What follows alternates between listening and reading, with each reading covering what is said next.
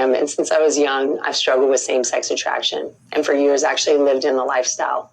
It wasn't until I actually encountered Jesus that I chose to trust that he was better than anything I felt desired. It's been a journey and will continue to be, but it's a life of surrender that he calls all of us to. And I think as we enter into June and as the world may be celebrating Pride, it's an opportunity for us to actually look humbly at what God has done for us. I know for me, with all the struggles that I face, it's a place that reminds me of Corinthians, where Paul talks about he would boast in his weakness, for there God could be manifest strong. So we don't look at our weaknesses or our brokenness and celebrate it, but we actually look at it, recognize it humbly before God and invite him into it, that he can now be our strength. And so when we are in coffee shops or we're in our favorite restaurants and we're seeing the rainbow flag, it sometimes can be a reminder of pride to the world. But as you can see, I'm wearing a rainbow shirt with 7 colors, signifying God's promise, right back to Genesis. And so when we do see the rainbow as Christians,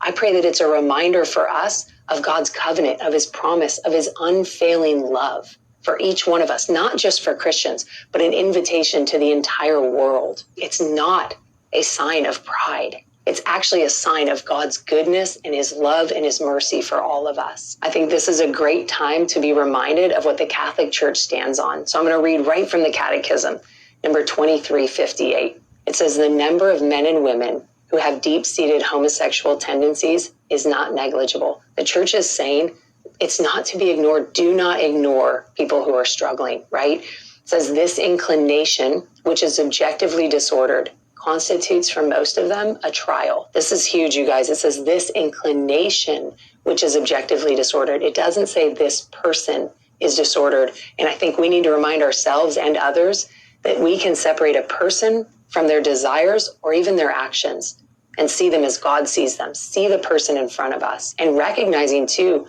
that there's a trial. Whether they recognize it, whether you recognize it, there's most likely a trial within. There's a battle within. It says that they must be accepted with respect, compassion, and sensitivity.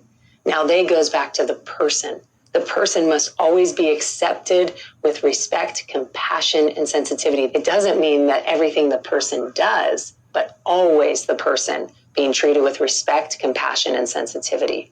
It says that every sign of unjust discrimination in their regard should be avoided.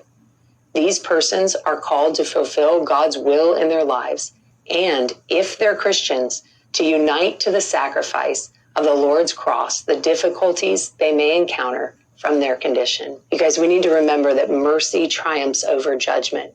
There is a reality of sin, and we don't want to ignore that. We don't want to pretend that there is no sin. Sin is real and it separates. But we want to remember that, yes, acting on homosexual desires is sin, but there's a lot of heterosexual sin as well. One doesn't erase the other, but sin is sin. Whatever type of sin it might be, it does bring separation.